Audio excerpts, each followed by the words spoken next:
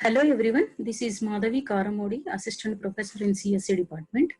In this lecture, I will talk about structures in C language. So first of all, we will see what is a structure and why we need to use this structure, how to write the structure in the program, and we will see the implementation of this program or implementation of this structure with one example program also. So by the end of this lecture, you'll get complete idea on how to create the structures and how to create a variables of type structures. First, let me explain what is a structure. So structure is a user defined data type. Just like how we have primitive data types like integer, character, string and float, double data types. In C language, the designers have given the flexibility to the users or the programmers to create his own data type in the form of structures. Then why we need to go for the structures concept is, here the structure allows us to store multiple elements of different data types. Suppose if you see in previous lectures, we have discussed about arrays in C language. If you see that arrays concept, in arrays also we can store multiple data elements, but all those data elements are of same type. But here in structure, we can create or we can store multiple data elements or of different kinds or different data types. So these structures will be very useful for creating records, like for storing employees information, for storing multiple students information, where the structure contains demands, where the structure demands for storing different types of data elements, then we need to go for the structures concept. Now see how to create the structure. So for creating the structure in C language, we need to use one keyword called as struct. So the syntax of this creating a structure is struct followed by name of the structure. So here this is an identifier. You can give any name to this structure. It is a user defined structure name, and inside the curly braces you have to store the elements, data elements, and each and every element will be stored with a particular type. Okay, like this we will create the structure. And one more important thing is, after storing all the data elements in this structure, you have to close that structure by using curly braces, and this structure definition ends with the semicolon. So always you have to close the structure definition with semicolon, right? See one example. So here I want to create the structure for the student. So where the student contains a roll number, name and marks. So generally roll number is of type integer, name is of type string, that we are taking it as a character array, and marks definitely sometimes it contains fractional values also. So for storing that marks, I am taking the floating point data type. So here I am creating the structure for student. Struct name of the structure. Here the name of the structure is student, and in this structure I am storing three types of data elements. One is roll number is of type integer. Second one is name is of type string, and third one is I am storing marks is of type float. So like this, if there is a need of storing some record information, and if that record contains different type of data elements, then we need to go for structures. So see here, if you can see the definition, always the structure definition ends with the semicolon. Okay. Now see how to create the structure variables.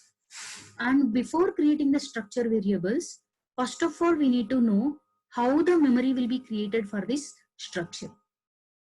So here, unlike the normal variables or normal data types, here whenever you declare a structure type, the memory will not be allocated.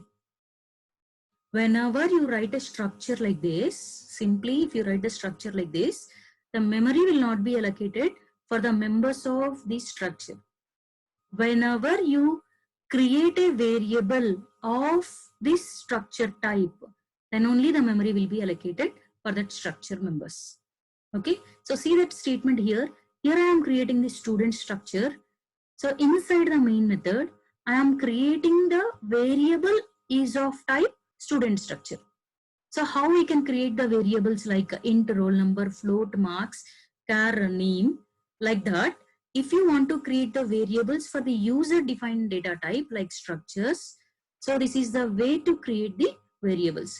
So here we need to use struct and name of the structure collectively as a word. Okay, these two words will be considered as a data type. So here struct student S1 and S2.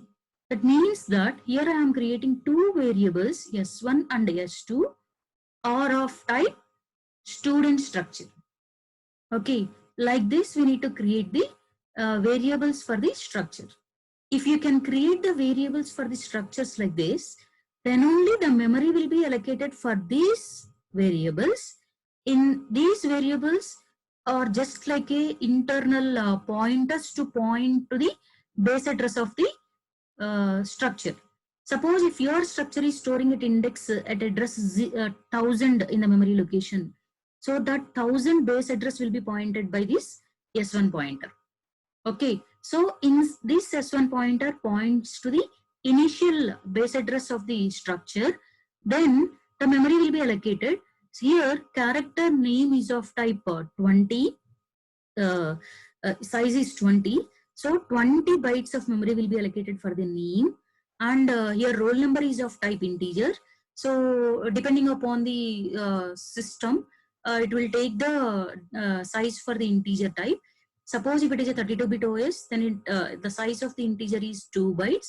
If the 64-bit OS, the size of the integer is 4 bytes. So here it will take either 2 bytes or 4 bytes depending upon the system configuration. So after that, marks. Marks is of type float. So float occupies 4 bytes of memory. Totally 20 plus 4 plus 4. 28 bytes of memory will be allocated for this structure. Out of that, 20 bytes will be allocated for the name, 4 bytes will be allocated for the roll number, and remaining 4 bytes will be allocated for the marks. Okay, so this starting address, the structure, that particular structure memory location starting address will be pointed by this variable S1. So from this slide, what we can understand here is, whenever you simply define the structure like this, the memory will not be allocated. Whenever you use that structure or whenever you create a variable of type of that structure, then only the memory will be allocated. Okay, so this is the one way of creating the structure variables. If you can see another way, so like this also we can create the structure variables. So after the definition, you can specify the variables like this. So these are the ways to create the structure variables. So once the structure variable is created, next important question is how to store the data in that variables or in that elements, structure members. See, once the data is memory is created for these elements, then if you want to store the values in these elements, in these data elements, then that can be done by using the assignment operator.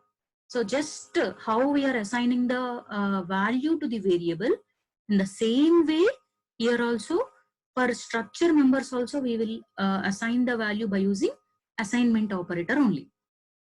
But here each and every each and every data member will be accessed variable of that particular structure.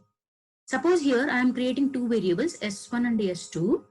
For these two variables, by using these two variables, I want to store the values in this structure. Now S1 dot roll number equal to, you just assign some roll number, S1 dot name equal to some AB name, S1 dot marks equal to some marks.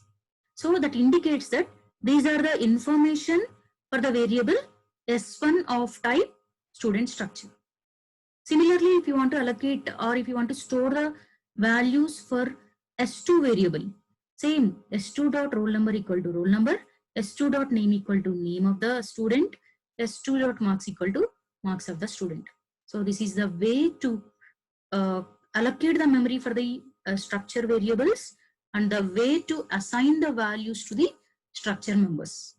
So here, whenever you create a structure, the data that you are storing inside a structure are called as structure members.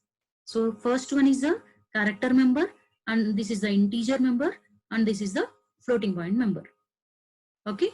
Now see how to access these members of the structure. Suppose if you want to print the content of roll number, or if you want to print the name of the student. So for that, definitely we need to have some members or some operators to access those members, structure members. So in C language, we have two types of operators used for accessing members of a structure. One is by using dot operator, and other one is by using arrow or pointer operator, structure pointer operator. Let us see how to access the members of a structure using dot. So here, so whatever variable you want to access, that variable name dot member name. So S2 dot roll number. Suppose if you can write this statement inside the printf statement, the value that is stored inside this roll number will be printed on the screen. Suppose if you want to access the roll number, same roll number of S2, roll number of S2 using the pointer operator. So in that case, how to create the pointer member is, first create a pointer member of that particular structure, then assign the address of S2 to this pointer member. Then by using this pointer, access the name or roll number. So P tends to name equal to name of that particular student. P tends to roll number equal to roll number of that particular student. Let us see one simple example program, how to create the structure, how to assign the values to the structure members, and how to access the members of the structure. Just to see one example here. Same example, whatever example I have shown in the slides, same example I am writing. See here, I am creating the structure with the name student, and in this I have different data members like name, roll number, and percentage. And whenever I create the structure like this, the memory will not be allocated for this structure. When the memory will be allocated? Whenever you create a variable of that particular structure type, then only the memory will be allocated. So here I am creating variable S1, or I am declaring the variable S1 for student structure. Okay, this is just similar to how you are creating the variable for using normal primitive data types like this.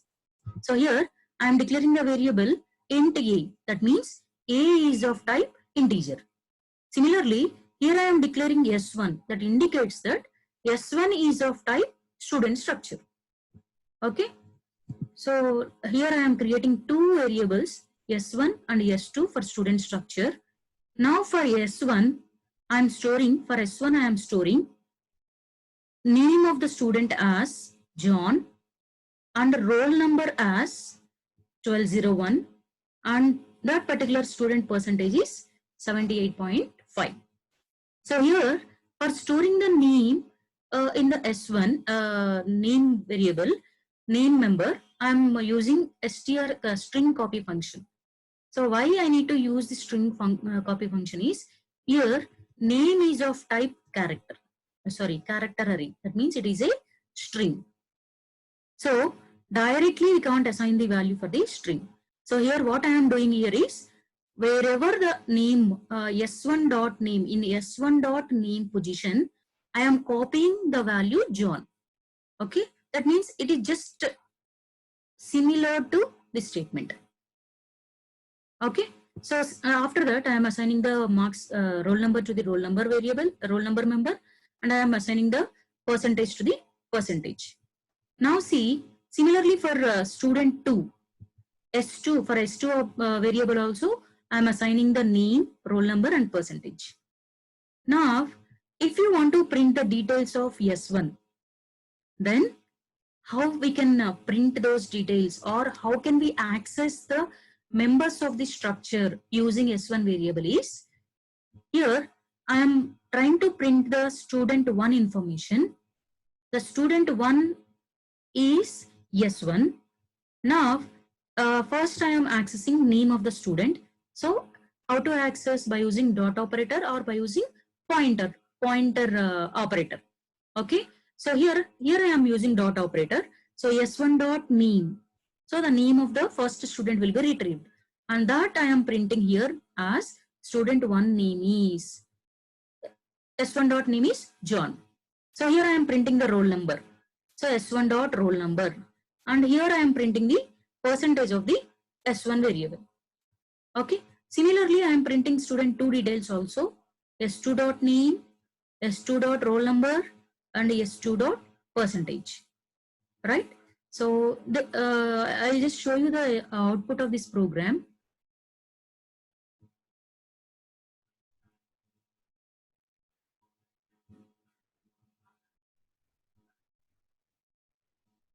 I'll just show the output just for viewing purpose. I am increasing the font for this. So first we need to compile this program, gcc space struct example.c. So here there are no errors. Then compile it, run it, k.out. Okay. So if you can see, student 1 name John, student 1 roll number, student 1 dot percentage, student 2 name, student 2 roll number, student 2 percentage. Like this, we can access the members of the structure by using dot operator. Right. So come back to our previous slide. Okay. Just see. Just now I have shown how to create the structure, how to assign the values to the structure members, and how to access the values of the structure member. Now see, now I want to find out the size of the structure. So how to find out the size of the structure? So by seeing the structure itself, we can freely calculate the size. So what is the size of this structure? So here roll number is of type integer. If it is a 62-bit OS, it will take 4 bytes. So for roll number, it will take 4 bytes. And name is of type character.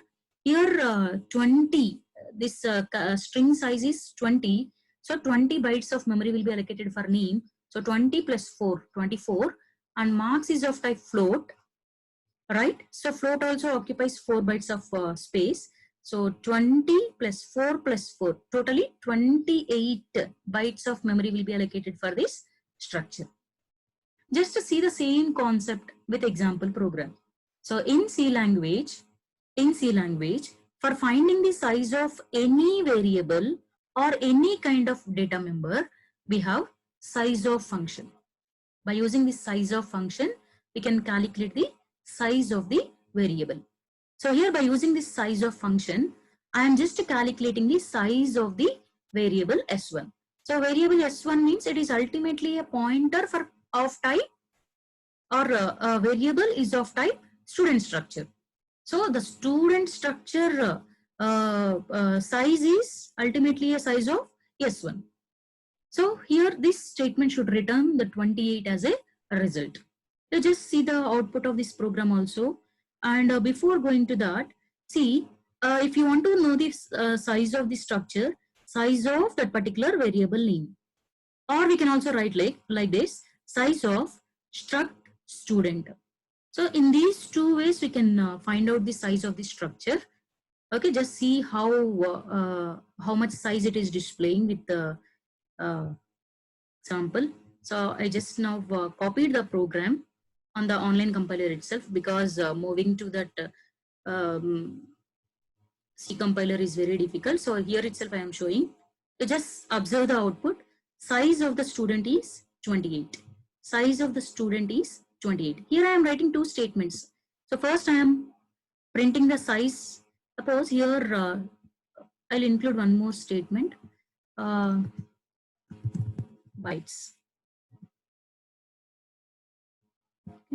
Bytes. Size of the student is, okay, size of the student 28 bytes. size of the student 28 bytes. So first statement is printed with this statement, and the second statement is printed with this statement. Okay, so we can also find the size of the structure by using size of operator.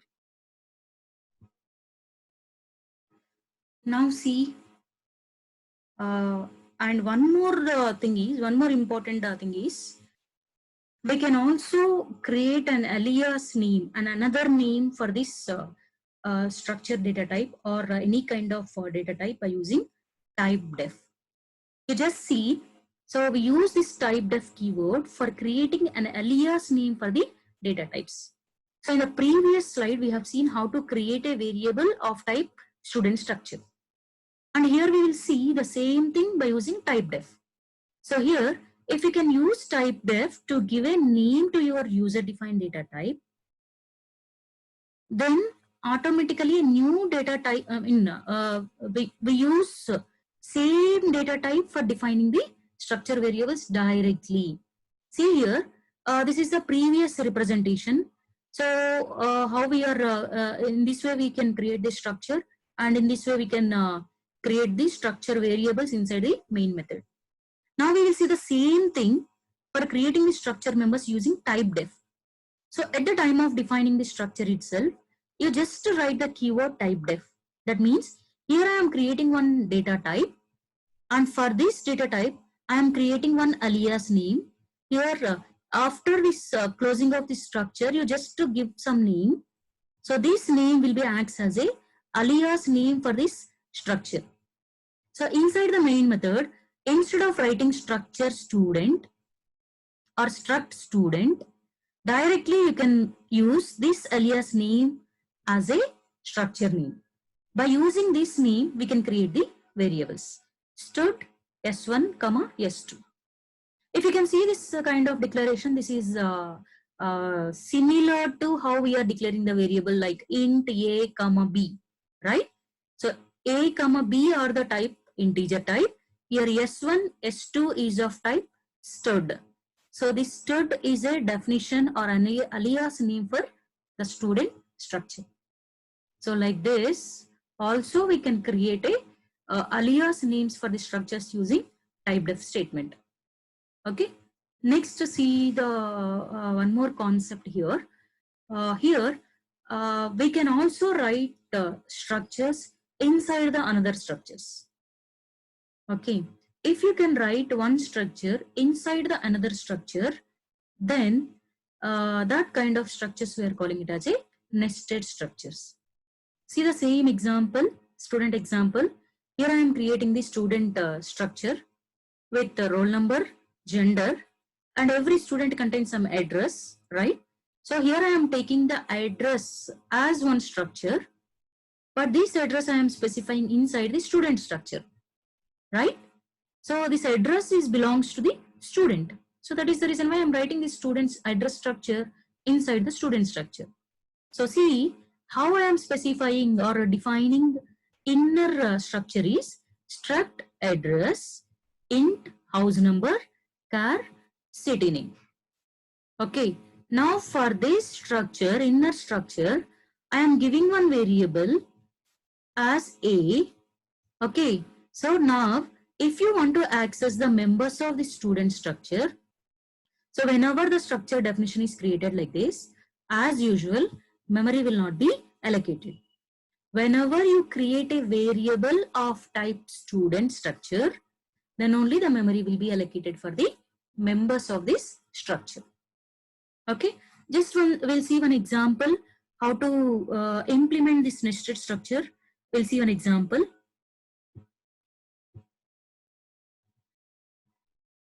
See here, just like a normal structures. First here I am creating the student structure with roll number and gender. After that I am creating address as a structure, and I am closing the outer structure, that is student structure. Every time the structure ends with the semicolon. Now inside the main method, I am creating the variable is of type structure s1, right? Here s1 is of type student structure variable, and here I am assigning values. I am taking the values of student structure from the user. Okay. So what are the student structure members? Roll number and gender. Address is also one member, but it is a again structure, right? First, I am taking the roll number and the gender. So how to access that roll number and gender? Just now we have seen variable name dot member name, ampersand variable dot member name. So these two values I am taking it from the user.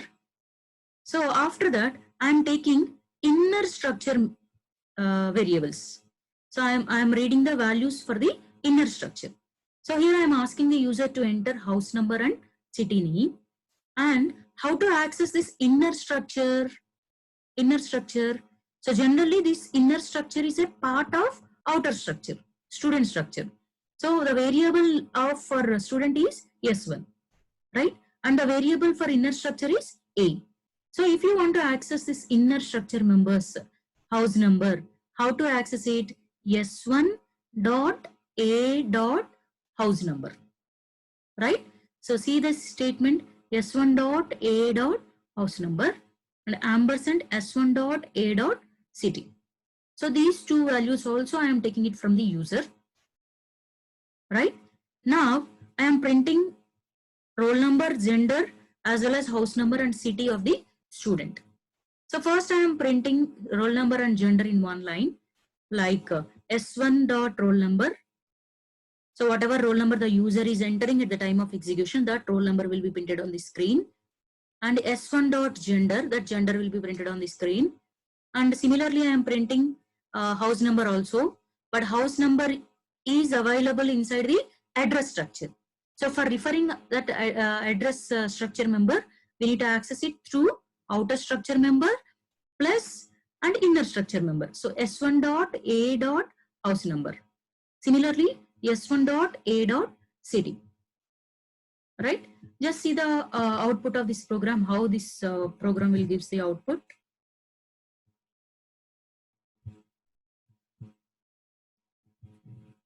Here also I'll show it on the online compiler itself instead of moving here and there.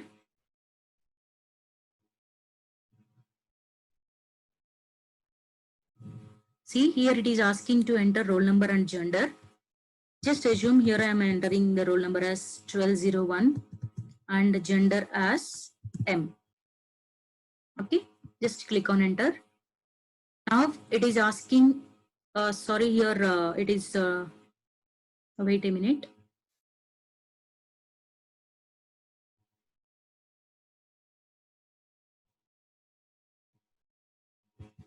(1201)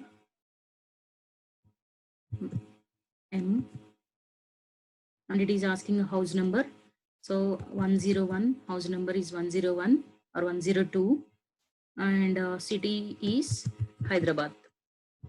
Okay, just see here it is displaying roll number equal to 1201, gender equal to M, house number 102, city Hyderabad.